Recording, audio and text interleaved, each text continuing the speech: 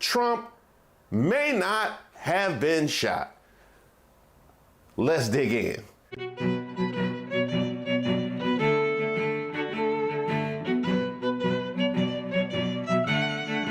Welcome to Street Politics. My name is Reese Waters. Don't forget to like the video and subscribe to the page. Now here I am minding my own black business when I get hit with a swirl of Newsweek headlines.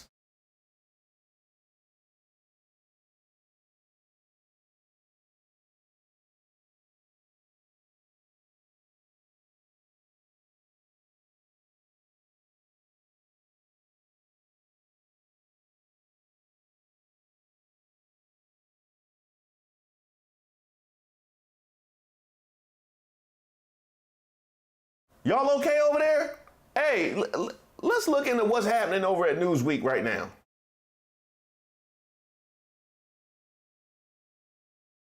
I ain't never ever known Newsweek to move like this. I've never even seen Newsweek in a black household, but the headliner was this one.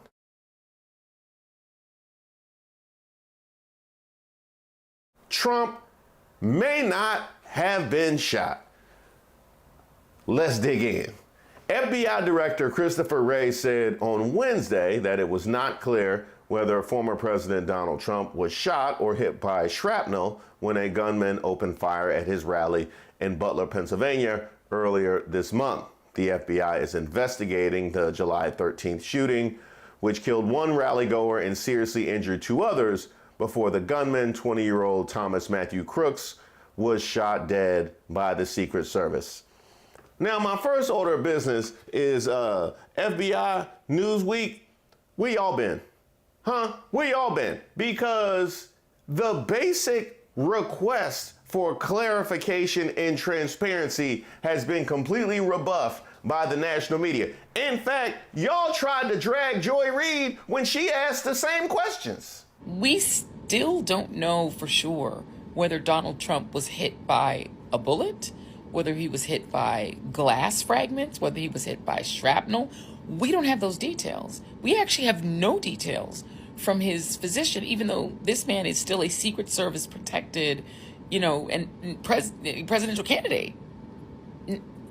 We knew almost nothing. I need to know where y'all been. So was the strategy, all right, we gonna let them go in and they gonna take all the incoming and then we just gonna come in afterwards with the exact same facts when everybody's tired. It continues, Trump was rushed off stage with a bloodied ear. He said that night that he was shot with a bullet that pierced the upper right part of my right ear. He said he heard a whizzing sound, shots, and immediately felt the bullet ripping through his skin. He said that in a post on his Truth Social platform.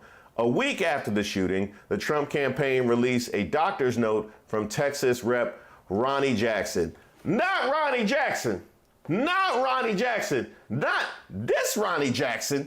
And before I introduce him, I just want to say, when he was the doctor at the White House, they asked him, who's healthier? Who's a better physical specimen? Is it Trump or is it Obama? And he said, it's not even close. It's Donald Trump, not even close. I said, I love this guy, Dr. Ronnie Jackson.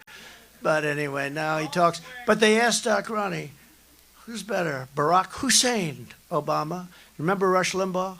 He used to go, Barack Hussein, Obama. He would scream the word Hussein. I wonder why he was doing that. But he would scream the word. But I'd say, so who's in better health? They would actually ask, the media would ask, who's in better health, President Obama or President Trump? And he would say, President Trump, 100%. In fact, he said if he didn't eat so much junk food, he'd be around for 200 years.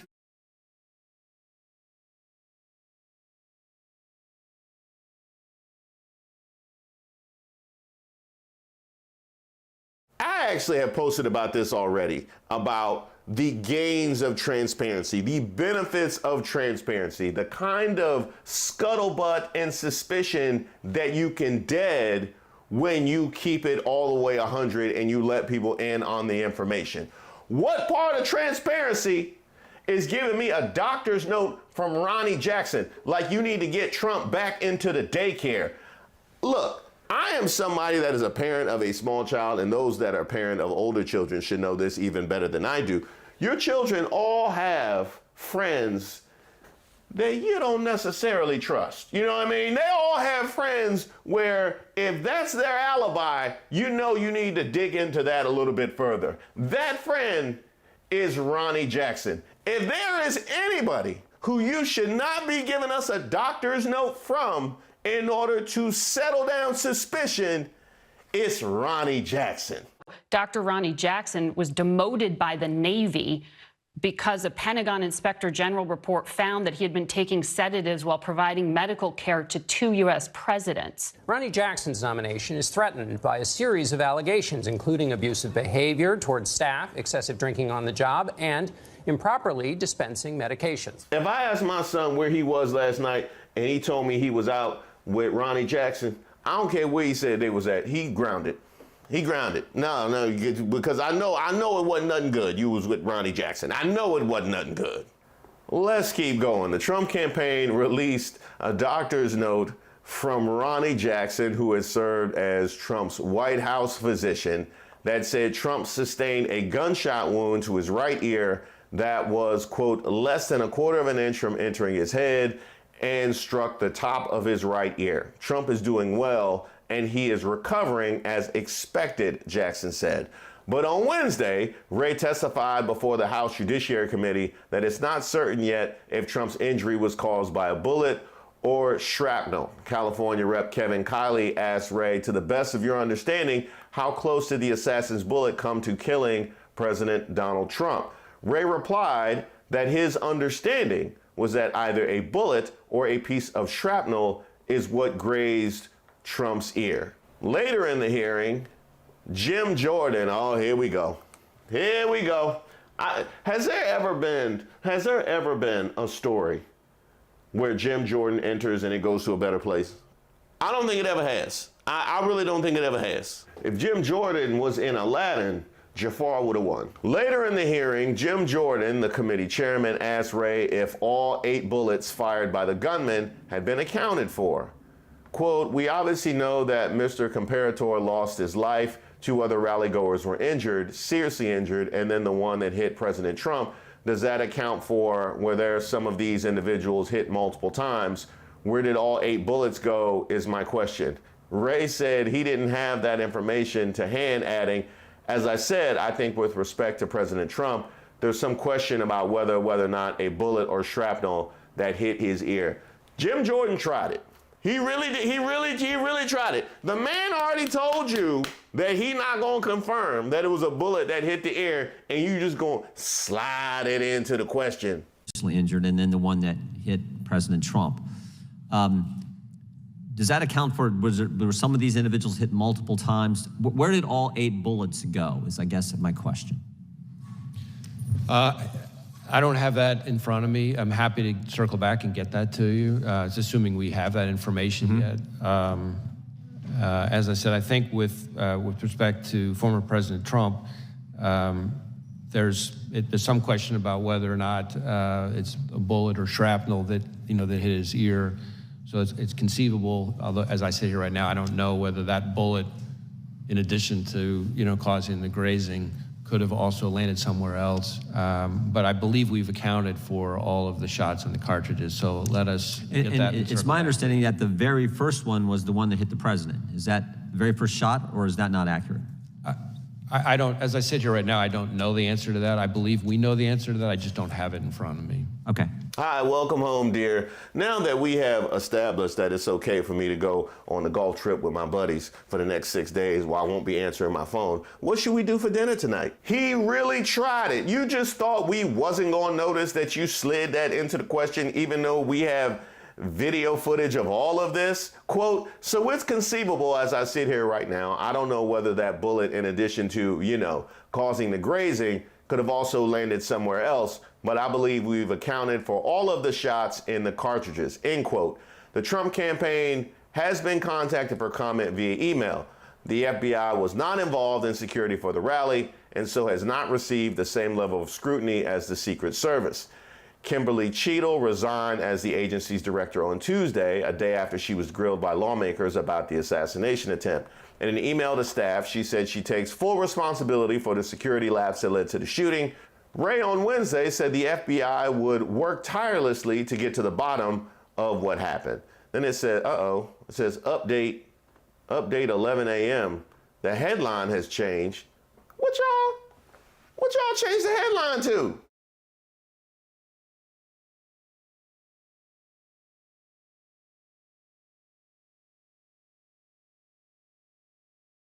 Not changing the headline. Wow, Newsweek. You let them bully you, Newsweek? You let them bully you? Was this Don Jr.? Was this Don Jr. bullying you?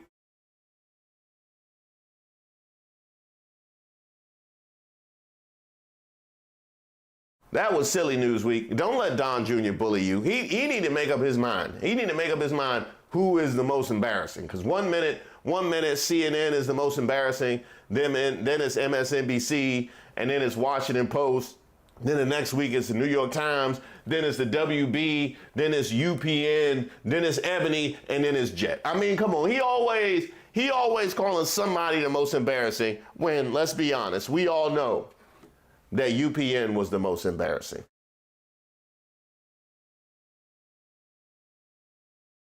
Two takeaways from this that I find fascinating. In this investigation into what really happened at that rally on January 13th, it is the most ardent Trump supporters that are looking to push and verify that he was in fact shot, whereas the people that are the most resistant to Trump, that are the most suspicious. In other words, the people that most back Trump are the ones who basically want him to have been shot. I find that to be an odd place where we live, where the people most resistant to Trump, the people who most despise Trump, are the ones to not want him to have been shot. This is a crazy world that we live in 2024. So crazy, in fact, and this is my second point, that we have a man running for president that claims that he was shot. And the reaction of millions of Americans was,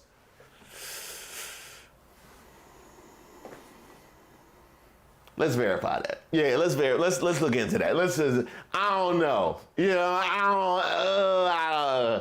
don't know. Well, Newsweek is keeping it all the way real this week. Let's see what the rest of the media is talking about.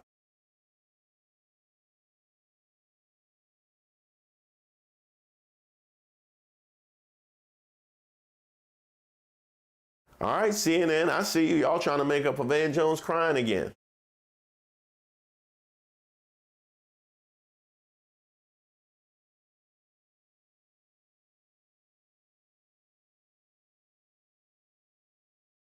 Here come the Wall Street Journal. 2 weeks. Those were 2 weeks apart. I wonder what changed. I wonder what changed in 2 weeks.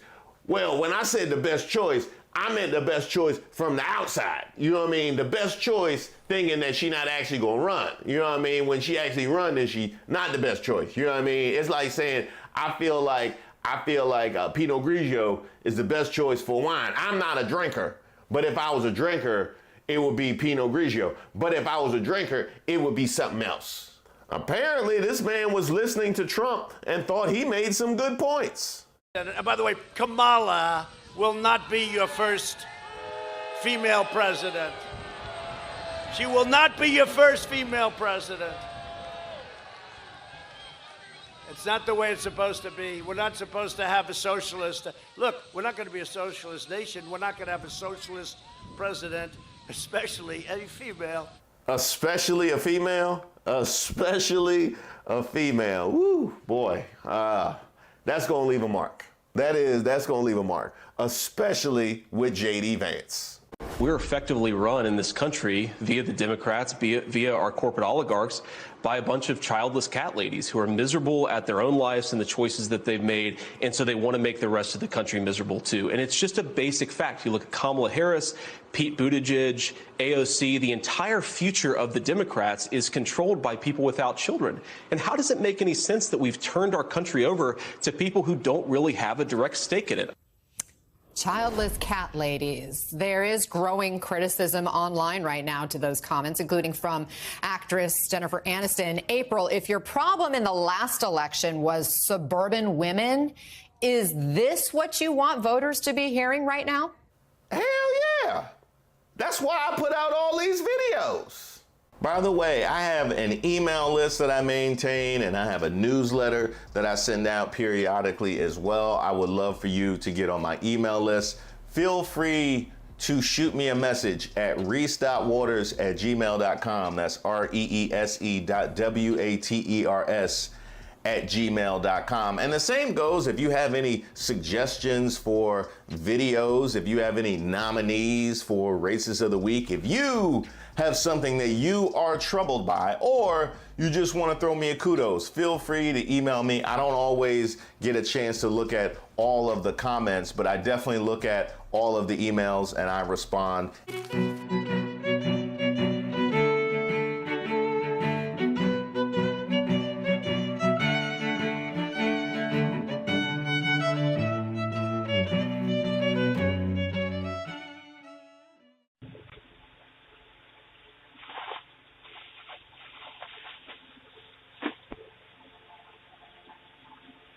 Here's your food.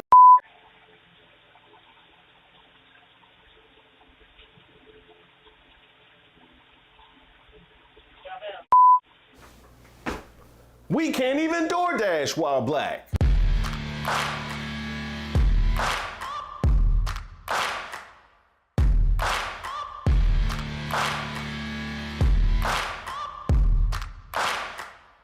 Welcome to Races of the Week. Don't forget to like the video and subscribe to the page. My name is Reese Waters. Now, this is where we expose the stupidity and hypocrisy of discrimination in hopes we can build a more perfect union and also laugh. As usual, I would like to thank today's sponsor, Racism. And definitely leave me any possible suggestions for future nominees in the comments. Today's nominee, this Nashville, Tennessee DoorDash driver.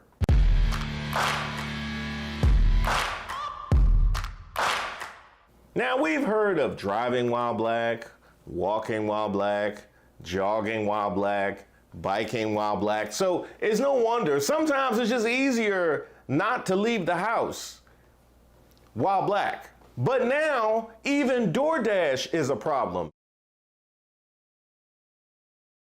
Christina Derica uploaded the following video from her Ring camera from a recent delivery.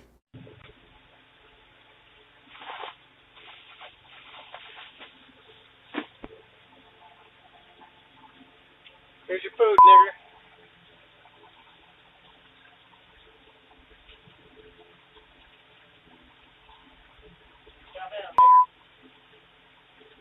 Now, why did it sound like he was talking to a pet or something? Like it just came right out like that was just the normal thing for him to say.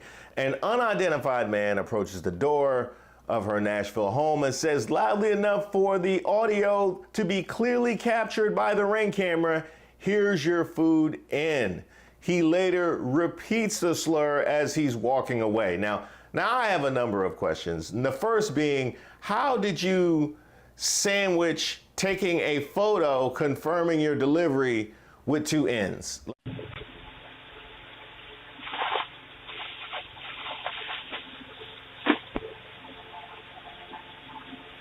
Here's your food.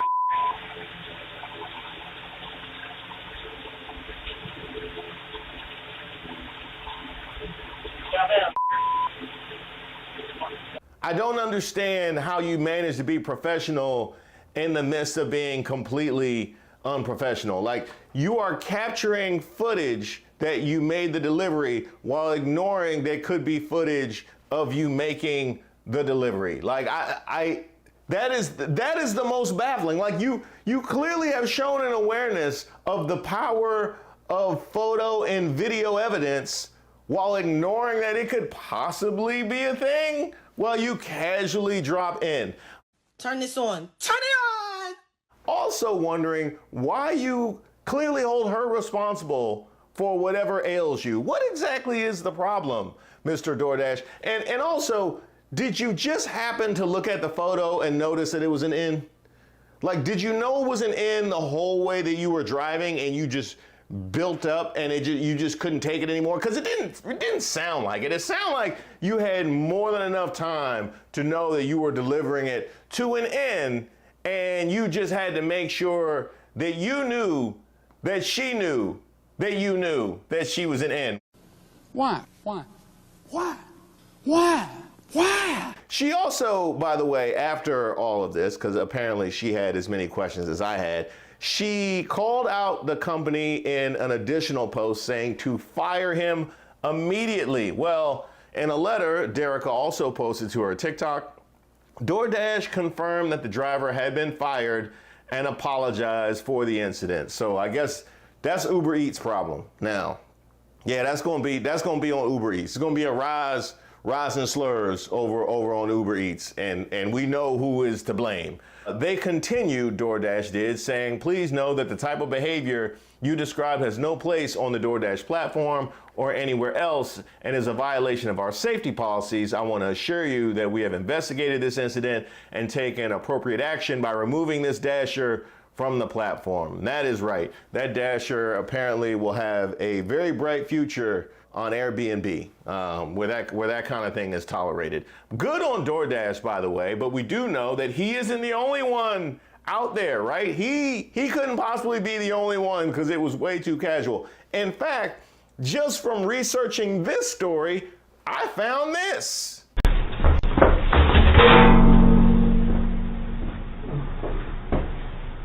Where's your shit? Where's your shit? Come get it.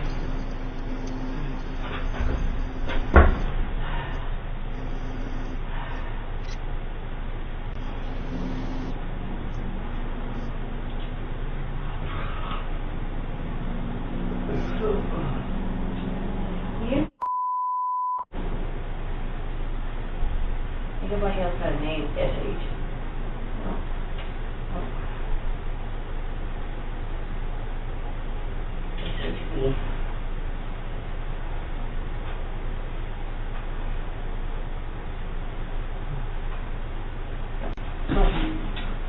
Fuck you. Whereas the first gentleman was the casual, detached racist, this is the other end of the spectrum. This is the emotional racist, somebody who clearly either holds this end or maybe all ends responsible for her lot in life, which is as sensible as her just laying down in somebody else's stairwell was, I suppose.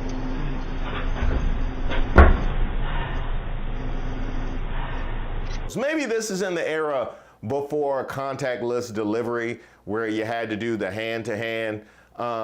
In which case, were you just going to be on the ground when she came outside? Was that it? I mean, it's a weird way to present yourself to somebody who you consider yourself better than, to just be on the ground in the stairwell. I mean, were you waiting for her to hear you saying in? Were you waiting for hands and feet?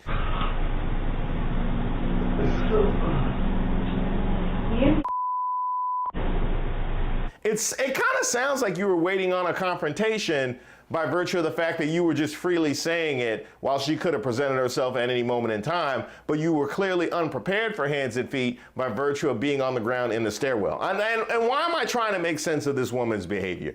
Actually mad that she didn't want to come out. Like, what were you going to do? Just be there lurking in the stairwell? After years of discrimination, we do have cameras. As the first gentleman found out, and as you also found out, as she was also promptly fired and probably replaced by the first guy. Actually, now that I mention it, it's kind of like a circle of life, like circle of races kind of thing. You can only discriminate for so long before we decide to use photo and video evidence to our advantage. Now, the takeaway for us is even food delivery is treacherous for black people in 2024. Now, fortunately, these two were too dumb to stay undercover, but it is a very good reminder that we have to be vigilant. And it's one of those extra things in our backpack of luggage and baggage that we have to carry around with us all the time is if we are in an establishment and they're serving food or drink and the attitude is a little bit off,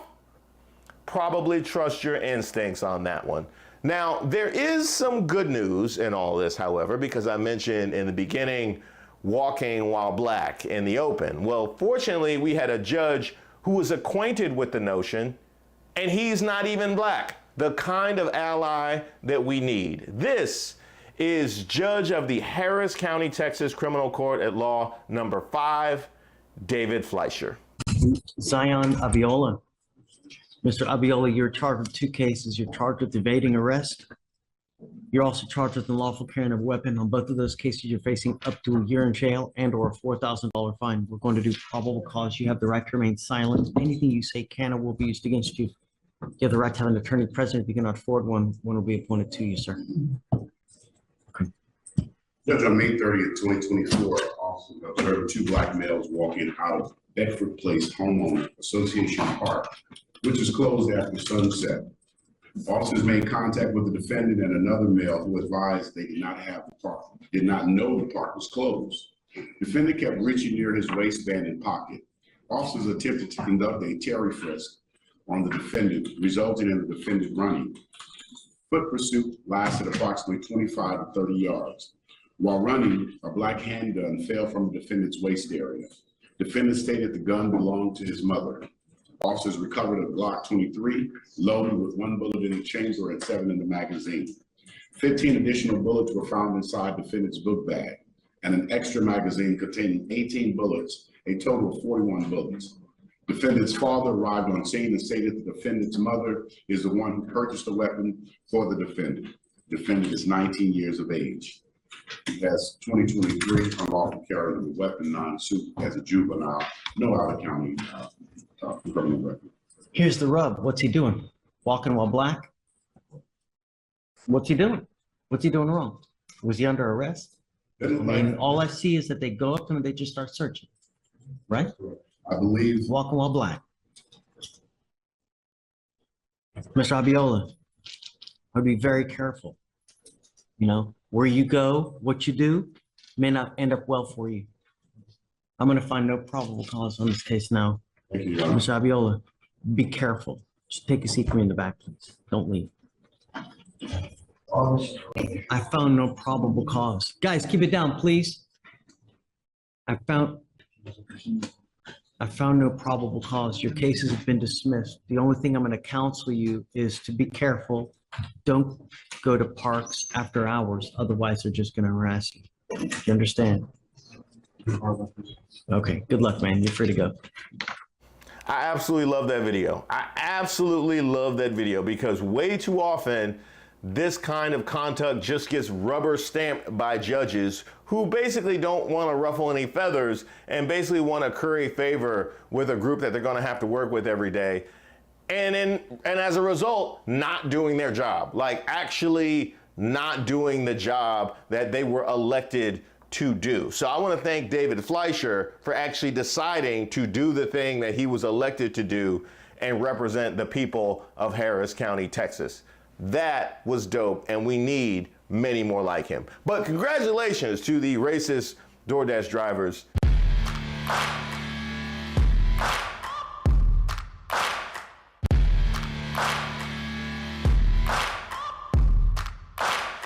You are our Racist of the Week. And as always, if you see somebody that you would like to nominate, go ahead and leave it in the comments. You can email me at reese.waters@gmail.com. And be sure to subscribe to the page to make sure you get notified when the next video drops.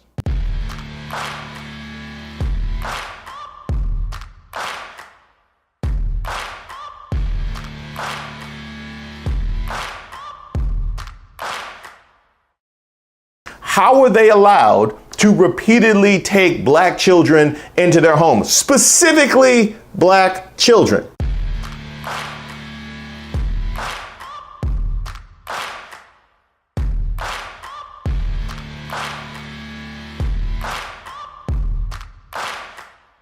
Welcome to Racist of the Week. My name is Reese Waters. Now, typically, this is where we expose the stupidity and hypocrisy of discrimination in hopes we can build a more perfect union and also laugh. But today is a little bit different because ain't nothing funny about this. As usual, I would like to thank today's sponsor, Racism, and don't forget to like and subscribe to the page, and definitely leave me any possible suggestions for nominees in the comments. Today's nominees, Donald Ray Lance and Jean K. Whitefeather, are facing multiple charges after being accused of enslaving their adopted black children, who were found living in a locked barn. The couple, residing near Charleston, pleaded not guilty to the charges after the children were discovered in a dilapidated shed, allegedly following forced labor on the surrounding farmland. The judge overseeing the case stated that Lance and Whitefeather targeted their 5 children, aged 16, 14, 11, 9, and 6, specifically because of their race, essentially using them as slaves. According to the original arrest report from October, the 2 oldest children were confined to a squalid 20 by 14 shed without lights, food, or running water, and were monitored by a camera positioned in the top left corner of the room. During a wellness check, the children were found wearing dirty clothes with sores on their feet, and the shed had no means of being opened from the inside. Now I'm gonna have to stop us right here because this is a case where this couple has repeatedly adopted black children, and I understand that cross-racial adoption is a thing and can lead to some great results in some cases. But in this case, I have to ask, what was the explanation for this white couple in West Virginia repeatedly adopting black children? I'm not saying it's not possible for them to have good intentions, but for them to have good intentions, they would either have to have a deep, abiding appreciation and love for black culture, or they would have to have a deep space of empathy for the black condition in America or Pan-Africa and want to do their part to make it better. I find it hard, no, impossible to believe that this couple that treated these children this way convinced you that either of those things was true. There's no way they convinced you that either they were really down with the cause or really down with the culture. And without either of those two things, how were they allowed to repeatedly take black children into their homes, specifically black children? Now, the shed was situated on the couple's 5-acre property in Sissonville, West Virginia, valued at $295,000. They also own an 80-acre property in Tonasket, Washington, which they sold for $725,000 following their arrest in October. Whitefeather described the shed as a, quote, teenage clubhouse and denied that the children were held against their will, asserting that the children who were homeschooled actually liked the shed. However, the teenage girl told deputies they had been locked inside for approximately 12 hours and were last given food at 6 a.m. And at this point, I'm also going to need a public questioning, not only of them, but of loved ones. You want to tell me that a shed that had been locked from the inside, that they claim they were in for 12 hours and were last given food at 6 a.m. was a teenage clubhouse? I'm going to need I want these people to answer for these things publicly. Also, I want their loved ones and anybody around them to have to answer for these questions publicly, because I already asked how they were allowed to take black children into their home repeatedly. If you are their brother, sister, uncle, cousin, mama, whatever the case may be, and you see them repeatedly taking black children home, and even if they're able to hide their racism, the fact that they clearly don't seem down with the cause of the culture, but yet seem to be hoarding black children, wasn't problematic to you. I need answers. Inside the shed, the children were forced to sleep on a hard concrete floor with only a small RV porta potty available and no running water. Doesn't sound like any teenage clubhouse I've ever been to or heard of. The criminal complaint emphasized the danger, stating that if there had been a medical emergency or fire, the children would have been unable to escape to safety. Court documents also revealed neighbors reported the children were made to perform farm labor and were not permitted inside the main house. Now, this is where I somewhat absolve the neighbors, because apparently they had called and complained of potential issues and and things being problematic inside that household, why absolutely nothing was done. Why absolutely nothing was done. What needed to happen? What needed to happen in order for the neighbors' complaints to be taken seriously? This is just another in a litany of evidence that we have on how black suffering is treated in this country. But yes, by all means, I'm sure help is on the way with Project 2025 turning their attention to DEI. Now, 3 hours after the initial discovery, deputies found a 9-year-old girl in a loft inside the family's locked main house. Lance returned home with the 11-year-old boy, while White Feathers surrendered their 6-year-old daughter to authorities who've been staying with friends from the couple's church. Yeah, the couple's church. Good to know that they were getting their church appearances in.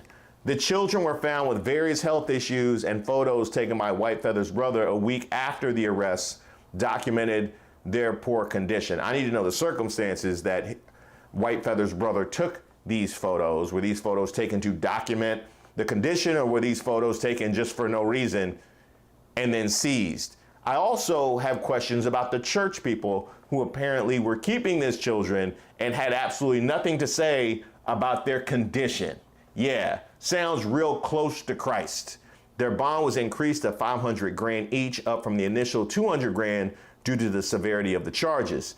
The latest indictment alleges that the couple committed human rights violations by forcing their children into hard labor because of their race. Kanawha County Circuit Judge Mary Claire Akers, who presided over the case, noted that this was the first case of its kind she had encountered in her career and deemed the original bond insufficient given the severity of the crimes. She stated, along with human and neglect with serious risk of bodily injuries or death, I don't find the bond to be sufficient, and credit to that judge for taking that in her own hands. Prosecutors previously raised concerns that the couple's joint $400,000 bond posted in February might have been funded by their alleged activities. Kanawha County Assistant Prosecuting Attorney Christopher Krivoniak reported that the couple, who had previously claimed to have no assets or income, sold their 80-acre ranch in Tonasket, Washington for $725,000 in February, and 3 days later, White Feather's brother, the one who took the photos, posted two $200,000 bonds to secure their release. Subsequently, on March 28th, they sold their home in Sissonville for $295,000. Despite whether the money was obtained legally, prosecutors argued it was initially intended for. So one thing I take from this is that these people have money. As much as we point the finger and talk about how racism thrives in this kind of low income, low information environment, these are people that actually had money and access to assets. They had goods. I also need to bring the brother in. I need to bring the brother in because either you're telling me that you had no knowledge or understanding of what was going on, but now, which I find hard to believe, as I mentioned, these people repeatedly taking in black children. You're either telling me you had no knowledge of what was going on, you received all this new information of the charges, and you still want to proclaim their innocence, or you're complicit. That's it. That's it. That's it. I need to hear from you, sir, because some things are not, oh yeah, let me go bail my kin out of jail. I'm not having my money on bailing you out of jail for this. I need to hear from him. The couple had no prior criminal complaints, by the way, in West Virginia, but complaints were made against them in May and September of last year, but deputies didn't find any wrongdoing during their visits. Let me guess how they went. Yeah, officer, I don't know what they called about, but we good folks. We good law-abiding folks, and so you can trust me. Wink, wink, nod, nod. They observed the children inside the home, including seeing them eating dinner on one occasion. Guess that's all it takes. CPS was also contacted by neighbor Stacy Miller, who described seeing the children engage in what appeared to be forced labor in the yard, standing in a line with their heads down.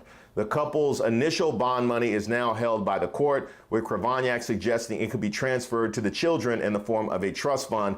And I want to forget that being a suggestion. That should be a given. These kids should get their reparations now.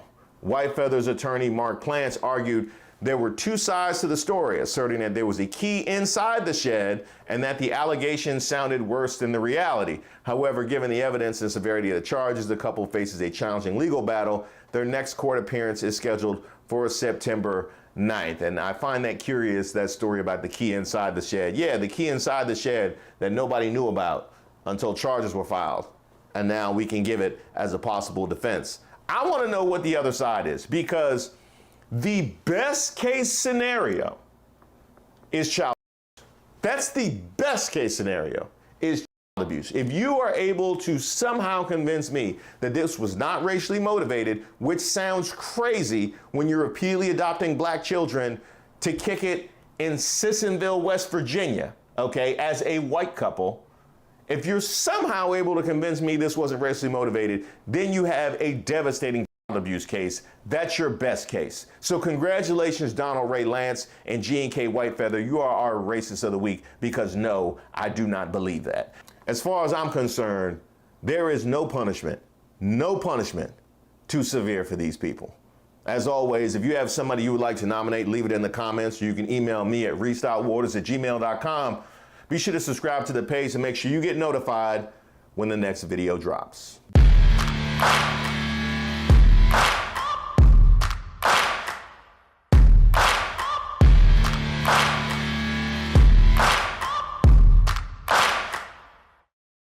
It's one thing if the RNC does it and are sleaze bags about, lying about what's actually happening with their cheap fakes. It's quite another when the New York Post does it. I got to disagree. You put some respect on the New York Post's name. They have a proven track record of being just as big as sleaze bags.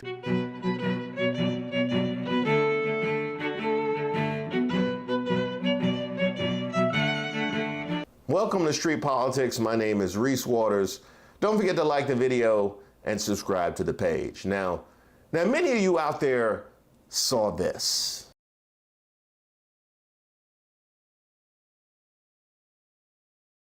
What you have here is a newspaper headline with a community note from Twitter. Now, those of you that are not acquainted with Twitter or X, and congratulations to those of you out there, I'm sure you're living much happier lives. Community notes are something that they add to the craziest, most insane stuff to make sure that people don't think that it's actually accurate or true. Some of the most unhinged rants, they add a community note so people aren't misled.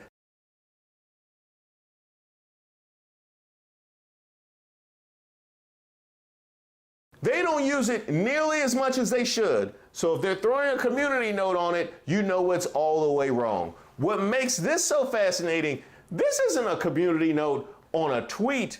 This is a community note on a newspaper, which means something that wouldn't have been okay for Twitter or X, which is the most wildly inaccurate platform probably ever in existence. Something that wouldn't have been okay for Twitter or X was okay to publish on the front of a newspaper. And that is the current state of our news, or at least the current state of the New York Post. I believe this tweet sums up the situation perfectly.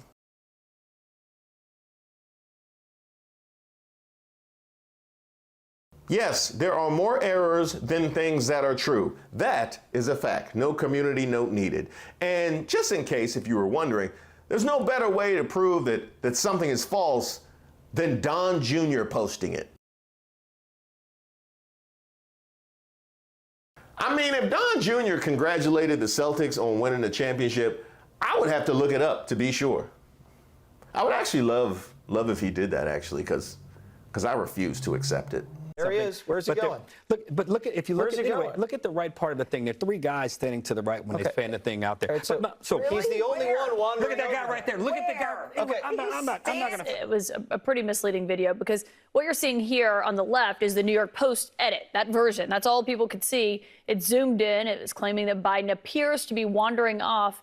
But when you actually zoom out, like you do here on the right, you can see the full picture from the unedited source pool cameras, where very clearly he was talking to skydivers who were just out of frame as he was standing next to all the world leaders. You can see them there at the bottom. And I mean, so that one was very obviously misleading. Yeah, and that one was deceptively edited, right, to show Biden and make it appear, again, as if he's just wandering Staring off into the distance. has no idea what he's doing. But that is literally what you hear in right-wing media.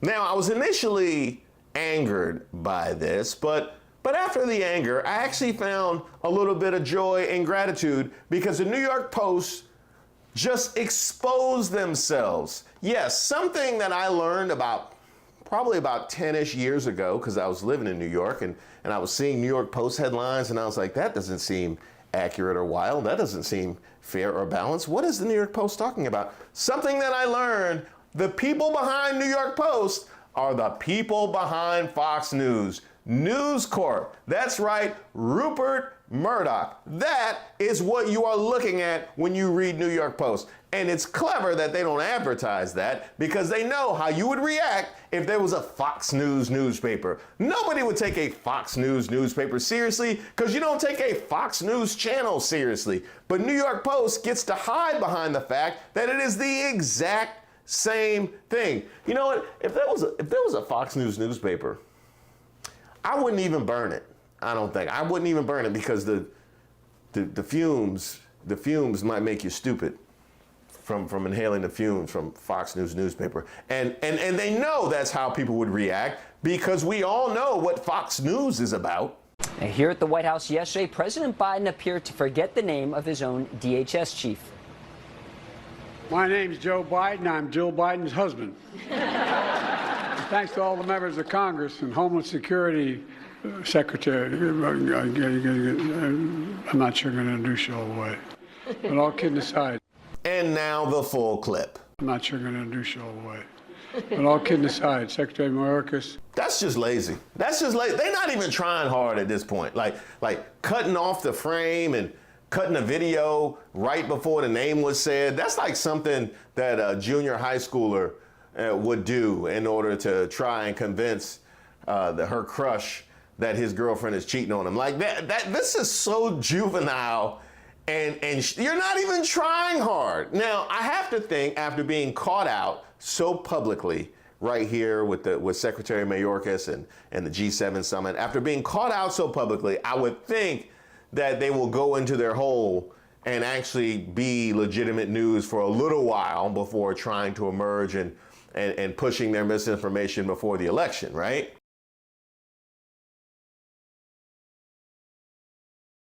The incident comes after Biden appeared to wander off at the G7 summit in Italy last week.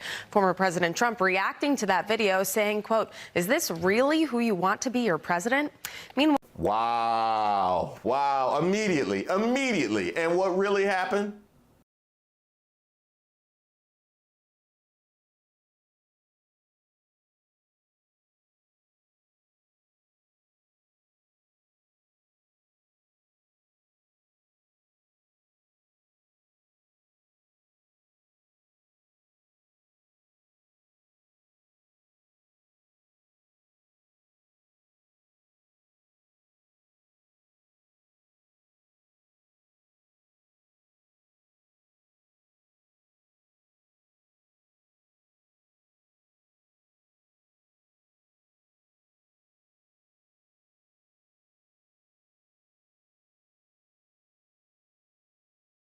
The absolute lack of shame. I mean, the absolute lack of shame. At least give it a minute before going right back to the lies. I mean, anybody that's ever been a liar at any point in their life, and I definitely was before about the age of 10.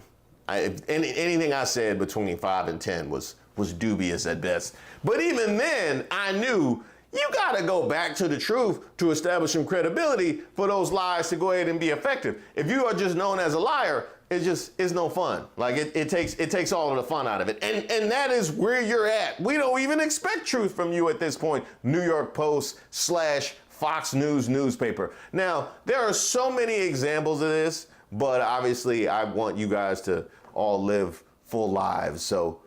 So I can't hit them all, but just know they're out there. But basically how this goes is crazy people say crazy stuff on social media. outlets like the New York Post and Fox News will pick it up because they are not beyond saying crazy stuff and absolutely have no obligation to fact check whatsoever. And once it's said on Fox News, then it's said by Trump. He had no idea where the hell he was. He's watching a parachute land, and he turns around to look at trees. And that, of course, amplifies it. What do they say? A lie makes it all the way around the world twice before truth gets out of bed. Yeah, and truth definitely doesn't get out of bed before a Trump rally. Truth is definitely in bed all during the Trump rallies. Although I will say this, he is liable to say anything during a rally. And I have the wounds all over my body. If I took this shirt off, you'd see a beautiful, beautiful person. But you'd see wounds all over me. I've taken a lot of wounds, I can tell you. But look at my African-American over here. Look at him. And rinse and repeat over and over again. They know exactly what they're doing, Willie. I mean, they are pushing disinformation. They are taking a page. Look at it. Talking to the guys that came in parachuting and then being called over for a group shot. But they know exactly what they're doing. And that we've seen it now, these cheap fakes that the RNC keep pushing. And the RNC are pushing the cheap fakes. Well, you know, it's the pickup by news organizations. Look, gives a thumbs up to the troops, which is actually it's just like on D-Day when they acted like he was just meandering off the stage and they cut out him shaking hands with members of the troops, just like what Macron was doing. So, you know, it's one thing if the RNC does it and are sleaze bags about, you know, lying about what's actually happening with their cheap fakes. It's quite another when the New York Post does it. I got to disagree with you there, Joe. I got to disagree. You put some respect on the New York Post's name, okay? They have a proven track record of being just as big a sleaze bags as the RNC. I know. I used to live in New York. I have seen the headlines.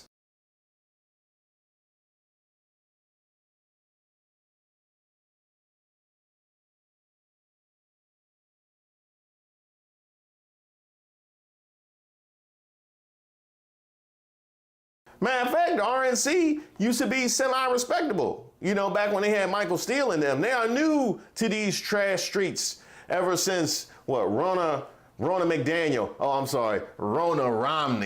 and then the Trumps took over. They like, RNC like a family that fell on hard times. Fox News is always talking about people struggling to survive. Where's the outreach for the poor RNC that's out here looking derelict and shameless? Folks, that's what Juneteenth is all about.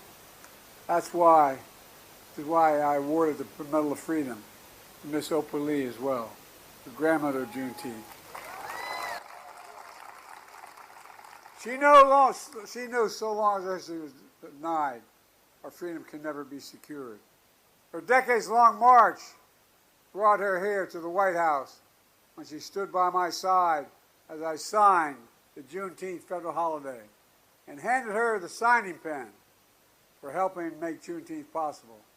Oh, I see. I got it, Fox News. You're busy mocking the millions of Americans who suffer from stuttering, and you'll use someone who overcame it to prove your point.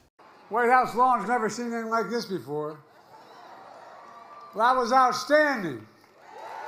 Thanks to all the performers here tonight and to help us feel the power of black culture that is American culture. With a fitting tribute to Juneteenth. You know, I was proud to have made Juneteenth a federal holiday. And I'm grateful to the members of Congress who are here today who helped make it possible. Well, I'm sure your Ken New York Post will have it in no time. By the way, I also have a piece coming up about Sinclair Broadcasting because it actually has started to infiltrate our local news. I know you feel like local news is something that you can trust, or at least network news is something you can trust. Not so. Look up Sinclair. I have a piece all about it soon. Now, just to be fair and balanced, since Fox News has totally walked away from any feelings of fairness or balancing, just to be fair and balanced, I thought I couldn't post all of these clips of Joe Biden with at least a few of Trump.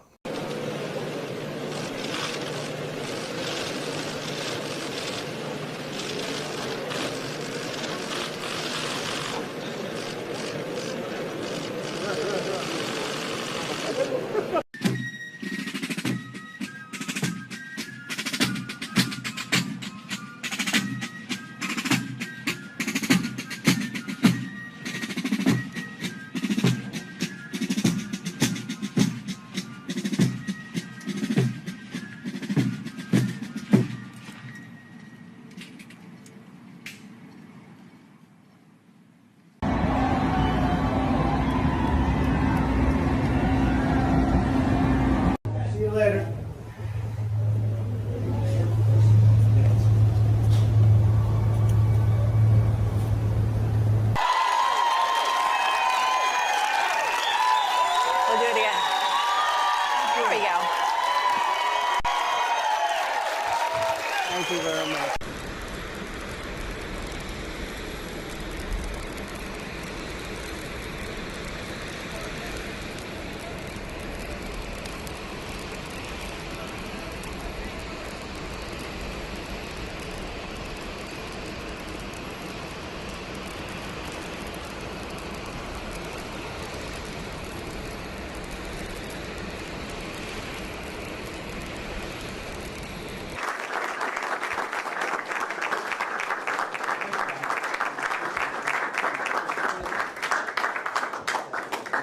Thank you, everybody. Mr. President,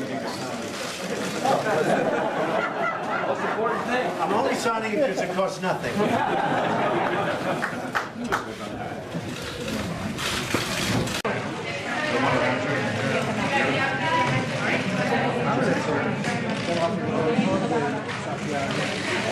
Were you trying to tell the Justice Department to grant immunity to Michael Flynn? Certainly. We got Mr. President. Is that your intention, Mr. President, sir? Thank you, Mr. President, is that your intention, Mr. President? Is that your intention, sir?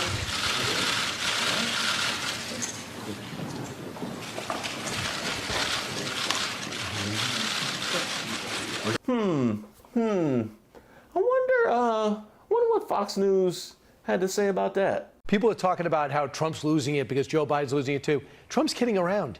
He's having fun. He's kicking about talking about Hannibal Lecter. He's looking in the audience. He's playing around. And now people going, Trump is losing it. No, he's having fun. Sounds about right.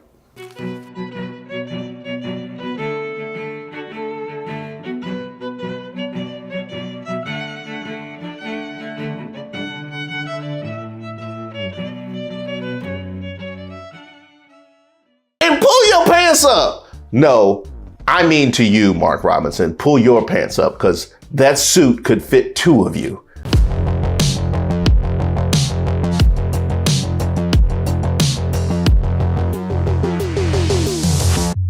In the newest entry in my series of people you never want on your team during Black Trivia, I present to you Mark Robinson, a man who's been called both, quote, better than Martin Luther King Jr. and like Martin Luther King on steroids. And you might be thinking, finally, our time has come, a black leader to lead us to the promised land, just as Martin foretold. Hallelujah! But when I tell you the person who said this was Donald Trump. This is Martin Luther King on steroids, okay? It quickly becomes clear that this must be the kind of steroids that rots your brain, alters your mood, and makes you sterile. Now, I have no idea if Mark Robinson is sterile. I just hope so. Now, who is Mark Robinson? He is the lieutenant governor of North Carolina who's currently running for governor. And I can only assume the reason the Tar Heels bowed out in the Sweet 16 from this year's NCAA tournament, which featured no less than 3 teams in the Elite 8 that finished under them in the ACC, which they won. And no, I'm not bitter. But the thought of winning the tournament, then having to go to the governor's mansion and shake hands with Mark Robinson, that would motivate me to crash out too. This is a man who once called the civil rights movement a communist plot to subvert capitalism, and that so many freedoms were lost during the civil rights movement. And yes, that is true. Like the freedom to subjugate others. Gone. Where'd it go? You know, the most precious of American ideals. And while we're at it, you know when freedoms were really lost? when we made laws in the first place? Who needs them really? Now, my third when freedoms were lost would be when cargo pants went out of style, which still gets me heated. I mean, seriously, where am I supposed to put all this stuff? Now, as I outlined in my previous entries in this series, having a black face to spew this asinine defense of white supremacy is invaluable to the power structure. Let him do the work for you, and he might take a couple misguided souls with him. He's the inside man on the job that everybody knows is on the take and nobody trusts, but he's on the team nevertheless. The shameless part is because it's so invaluable, people like this will be elevated until their entire fraud is exposed. It only takes one with the right combination of self-hatred and shamelessness to pull it off. The kind of man that would post that he doesn't call himself an African American because Africans were primarily responsible for the slave trade. No, you don't call yourself that because we waived you in the racial draft. Now, very truthful jokes aside, you can surely point out the culpability that Africans had in the slave trade, but also absolving European and American responsibility, then extending to them credit for ending slavery. You don't find that suspicious? You don't find that suspicious? You don't find that suspicious? Besides, you're in North Carolina. I just came from there. Some people still have Confederate flags up. What mental gymnastics do you do when you see that? No, see, the stars and bars is just presenting the fact that everybody can be a star. See, if you climb the ladder of the bars on the Confederate flag, you can become a star. That is how you pull yourself up by your bootstraps. Okay, if we get more fathers in the home to help them pull themselves up by their bootstraps and get the culture situated, then we could climb up the bars to get to the stars. I expect better from North Carolina, the nation's most military-friendly state. Really? Is that what we going with? I almost crashed my car when I saw that. I mean, that was really the best you could come up with. Okay, I definitely expected too much. But Mark Robinson, though, Mark Robinson, he is an anti-black all-star. Attack our music? Check. Back in 2017 on Facebook, he wrote, "Person, Beyonce is a role model. Me, the only person that butt-shaking, devil-worshipping skank is a role model to is people who want a fast track to hell. Only in 2024, do you get political points for sounding like 60s parents? That's the devil's music. And pull your pants up." No, I mean to you, Mark Robinson, pull your pants up because that suit could fit two of you. Meanwhile, Sam Smith and Kim Petras did this. But Beyonce was the problem. I think I know exactly what about Beyonce was the problem. Attack our movies? Check. Robinson wrote that a satanic Marxist had made the movie Black Panther based on a comic book hero created by an agnostic Jew to pull shekels out of black people's pockets. Attack our politicians? Check. Robinson has repeatedly referred to Michelle Obama as a man, claiming she speaks ghetto, and you know how that goes over when black people call other black people ghetto in front of white people. Oh, Candace Owens was proud of that one. Yeah, her edges bowed.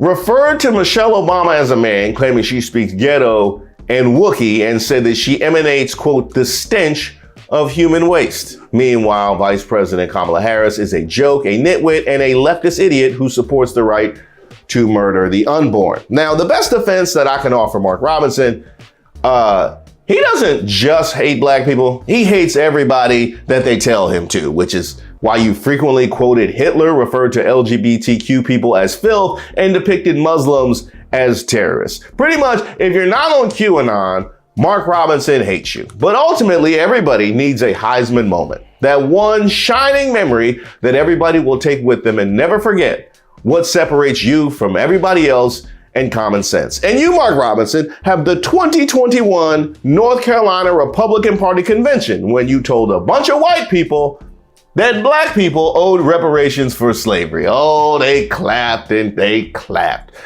You know what? You're right, Mark. I do owe my ancestors who fought for me to have a better life. But what that got to do with the money, Mark? I'm confused. What does that have to do with the money? See, when you fight and sacrifice for a better life for your kids and kin, you still get paid for the work that you do. And guess what? If you did it, they're going to try and get it. Is that how you've been operating, Mark? You owe somebody money, and then if their estate tries to get it, he sacrificed and fought for you. It's you who owes. Then again, I'm sure you're sacrificing and fighting for your family right now. So apparently, Mark Robinson, we don't have to pay you, ever. I'm sorry. No, we ain't got it. No, you know what? It's your kin who owes you, Mark Robinson. Let them make this right for you.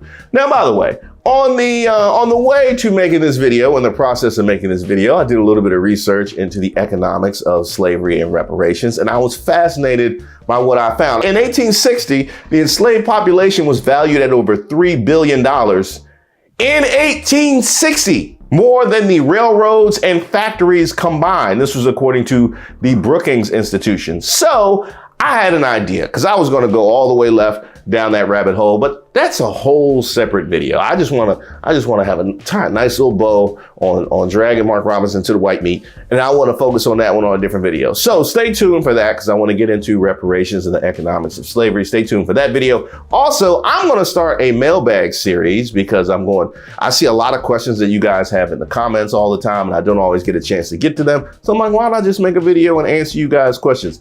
You can put questions in the comments, but the best way to send your questions to me is to email me. I answer my emails. I have an email list. I send out a newsletter. You send me an email. That is the best way to get your questions to me. So send your email to reese.waters@gmail.com. Again, that's reese.waters@gmail.com. And don't forget to subscribe so you get the next video when it drops. Unless you're Mark Robinson, I don't want you watching nothing. No, because you're gonna find a way to make it weird. You're gonna find a way to make it weird. I wouldn't even want you to watch it, because you might learn something, because you're gonna learn the wrong thing.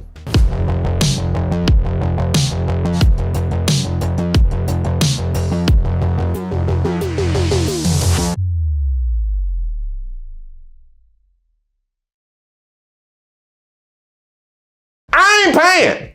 No, I ain't paying. Why am I still paying? Why am I still paying when I gotta take off work to take care of my kid for something you gave him? King Biden, we need to eliminate that immediately.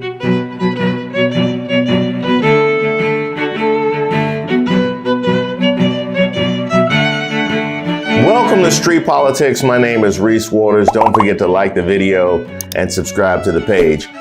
This can't be the same Supreme Court that we grew up with. Ain't no way. No, ain't no way. This Supreme Court ruling on presidential immunity has ignited a fiery debate about the balance of power within the United States government, drawing comparisons to a monarchy by expanding the scope of presidential immunity, particularly in the context of official acts. The court's decision has fundamentally altered the landscape of executive accountability. Now, critics, namely me, argue that this ruling effectively shields the president from criminal prosecution for actions taken in the course of official duties, potentially emboldening future presidents to wield their powers without fear of legal consequences. In other words, we made kings. They made kings, and they did it just in time for Independence Day. You remember when we broke away from King George? Yeah, when we rejected a monarchy in order to set up this democratic experiment we called America, just in time for that. Oh, there is nothing patriotic like going against all the things that the founding fathers stand for. But yes, you will still claim that you have the market cornered on patriotism, right wing. You absolutely will, because you love to pick and choose the things that you want, like you're on Match.com. Yeah, let me get a right to bear arms, and let me get a free speech. Ooh, I like some of that Christian Nation stuff. Huh? Separation of church and state? Nah, hold that. Hold that. What's that, slavery? We'll come back to that one. As Justice Sonia Sotomayor wrote in her dissent, the relationship between the president and the people he serves has shifted irrevocably. In every use of official power, the president is now a king above the law. She continued, when he uses his official powers in any way under the majority's reasoning, he now will be insulated from criminal prosecution Orders the Navy SEAL Team 6 to assassinate a political rival? Immune. Organized a military coup to hold on to power? Immune. Takes a bribe in exchange for a pardon? Immune, immune, immune, immune. Hey, Clarence Thomas, where you going? No, we wasn't talking about you. No, when she said bribe, she wasn't talking about you. What you got in your hand? Is that cash? Now, we all know this was done to help Trump with his legal battles, as the court's majority sided with interpretations that favor immunity or presumptive immunity for presidential actions. And you gotta know, Nixon gotta be mad as hell. You know Nixon gotta be mad. Oh, word? Oh, now we immune. Now we immune. He gotta be mad as Colin Kaepernick when he saw how the NFL reacted to Harrison Butker.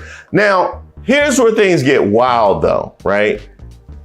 Trump isn't actually the president. Yeah, that's right. Trump isn't actually the president. It is Biden. So if the president had immunity from prosecution, all hail King Joe Robinette, Uncle Whitehair of House Biden, the Lion of the North, the Hound of the West, rejecter of MAGA, hope of donkeys, breaker of chains, devourer of chickens, and savior of Dover. Now, the only thing you need to keep in mind, President Biden, or should I say, King Joe, the president can act with impunity as long as it's an official duty. Now, I got a couple official duties for you. Now, a lot of people have been throwing out keeping felons off of the ballot, especially for president. I actually don't like this one because they have pinned too many felonies on brothers for no reason. So I actually don't. How about this one?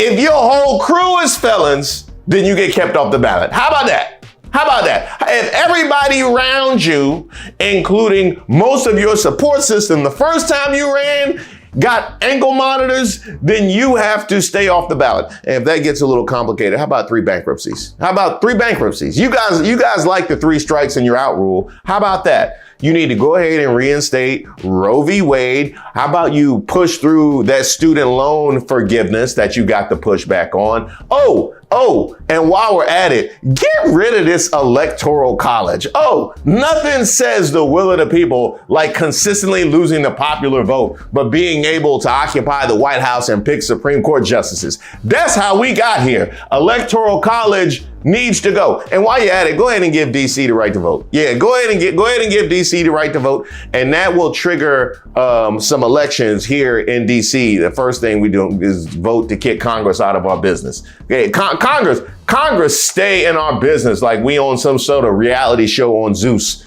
No, kick Congress out of our business. And by the way, we finally need to go ahead and get that George Floyd policing bill. You got immunity. You got immunity. Go ahead and give us that George Floyd policing bill. We've been waiting too long. Speaking of waiting too long, how about them reparations? How about them reparations? Yeah, I know they're going to push back Joe. But if you owe anybody, you owe us. We are the ones that saved your candidacy the first time from Bernie Sanders. You remember that? It is unacceptable for him to be blabbering with unfactual information, which is confusing the general public. If you have a problem figuring out whether you're for me or Trump, then you ain't black. And we still saving you. The first person that came to cape for you after the debate performance was Kamala Harris. I got the point that you're making about a 1.5 hour debate tonight. I'm talking about 3.5 years of performance in work that has been historic. And nobody brought the smoke to CNN like Jim Clyburn. I don't like a debate where nobody will do any fact checking. You just say what you want to say. You know it's a lie. The guy told 30-some odd lies, and nobody checked him on it and said that was up to Joe Biden to do. I'm not too sure. If I ask you a question and you lie to me with the answer, I ought to follow up.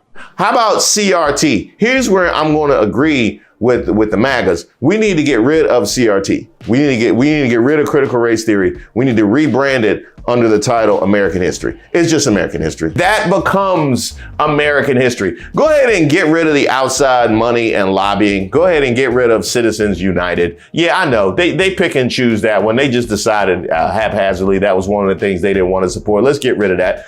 I will throw them a bone. I'm gonna throw MAGA a bone, okay? 10 Commandments in the classrooms, that's fine with me.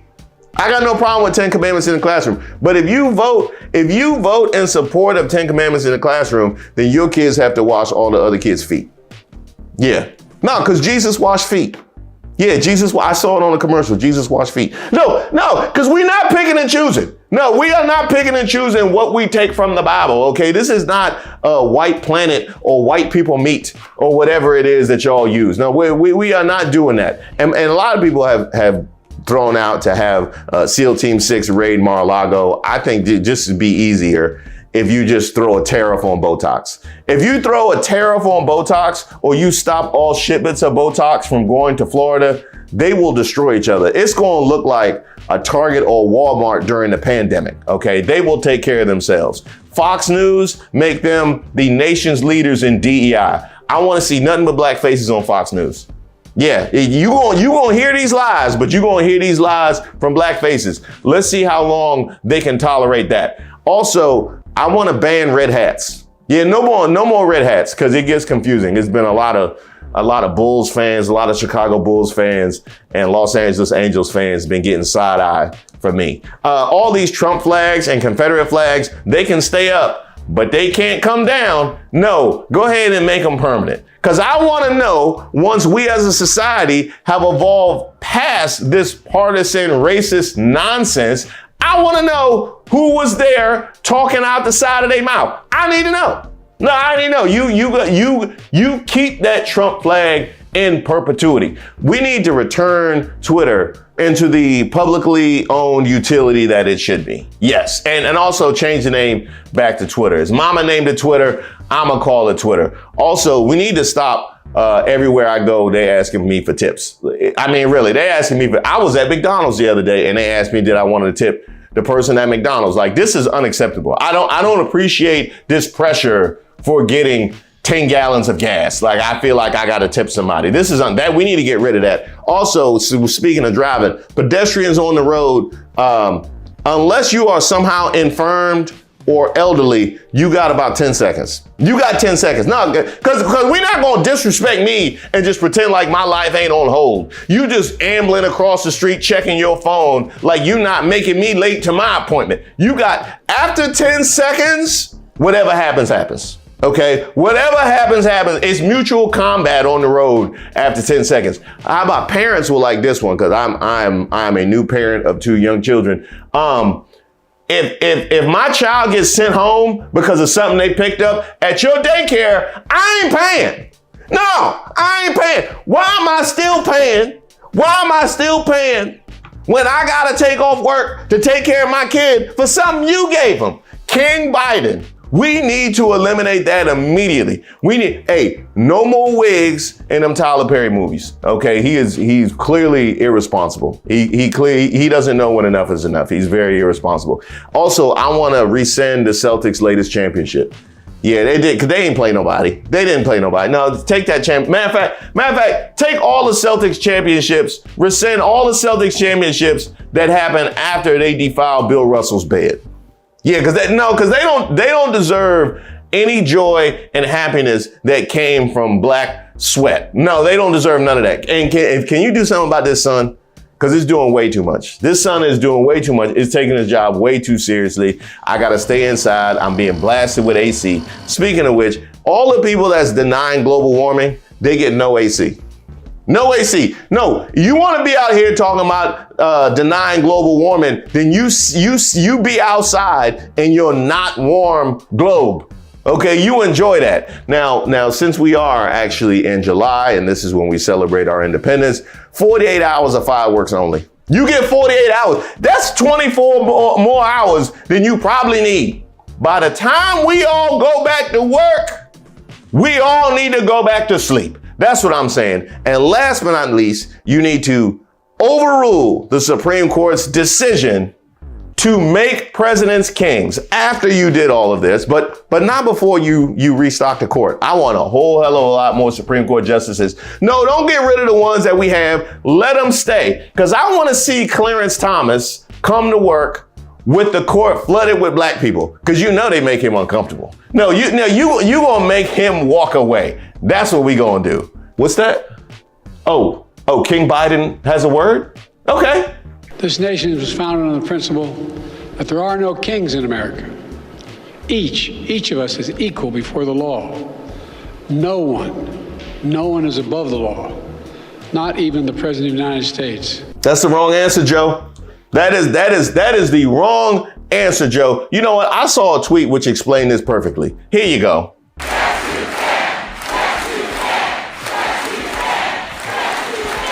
I am sick and tired of the Democrats constantly feeling like they got to play by the rules. If you can't hold them accountable, ain't no rules.